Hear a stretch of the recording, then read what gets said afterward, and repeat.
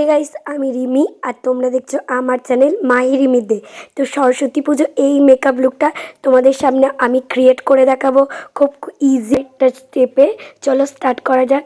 তো এই শীতকাল যেহেতু আমাদের চলছে, তো আগেই বলছি আমাদের ময়শ্চারাইজার লাগাতে হবে, কারণ যাতে আমাদের স্কিনটা হাইড্রেটিং থাকে। আর আজকের মেকআপ লুকটার বেস হতে চলেছে সরস্বতী পুজো। চলো লেটস গেট স্টার্টেড। তার আগে আমি কিছু বেসটা আমার রেডি করে নেবো।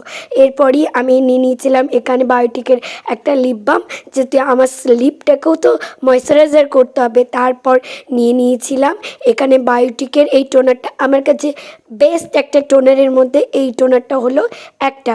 তারপরেই এখানে যেহেতু সরস্বতী পুজো আর সামনেই, তো এখানে রোদে আমাদের বেরোতে হবে, কারণ গরম তো পড়েই যাচ্ছে, তার জন্য আমাদের রোদে বেরোতে হবে।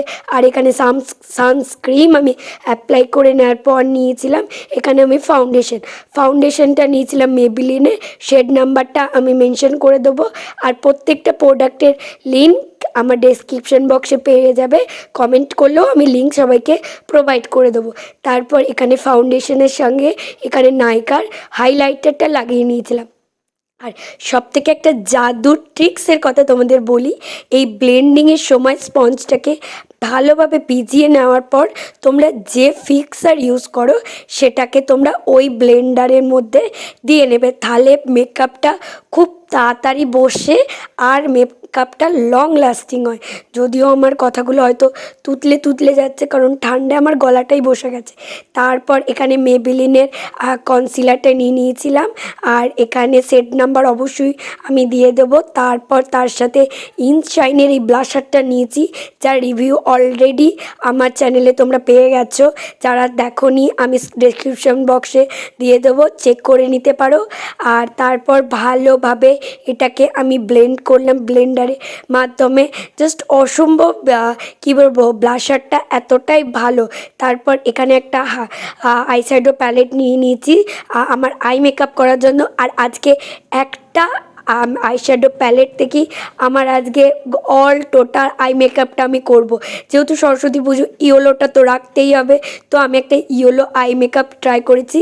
তার আগেই আইয়ের আন্ডার আইটা আমি কি করেছিলাম, কনসিলার দিয়ে সেট করে নিয়েছি। তারপরেই আমি আই মেকআপ স্টার্ট করেছি। দেখতে পাচ্ছ অরেঞ্জ আর একটা কি বলবো রেড কম্বিনেশনের আই লুকটা ট্রাই করেছি। তারপর আইলাইনার, কাজল, মাস্কারা দিয়ে সেট করে নিলাম। দেখতে পাচ্ছ মেকআপটা প্রায় কমপ্লিট হয়ে গেছে। লুক কমপ্লিট করার পরই আমি আইব্রোটা কমপ্লিট করে নিয়েছিলাম। জাস্ট একটা সুইস বিউটির একটা আইব্রো পেন্সিল দিয়ে, যেটা খুবই রিজনেবল প্রাইসে তোমরা পেয়ে যাবে। আর জানো তো, লিপস্টিক কখনো ডাইরেক্ট লিপে অ্যাপ্লাই করবে না, তার আগে অ্যাপ্লাই করবে লিপ লাইনার। এখানে আমি ইনসাইনের লিপ লাইনারটা ইউজ করেছি, এটারও প্রাইস খুব রিজনেবল। আজকে আমি সবটাই মেবলিনের প্রোডাক্ট দিয়ে ইউজ করেছি।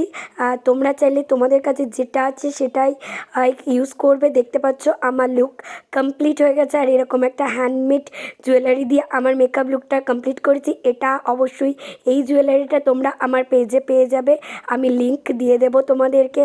চলো কেমন হয়েছে অবশ্যই জানিও। আর আমার তো খুব পছন্দ হয়েছে। যদি এই লুকটা ক্রিয়েট করো অবশ্যই আমাকে ইনস্টাগ্রামে পিকচার পাঠাবে। চলো আজকের মতো টাটা, ভালো থাকবে।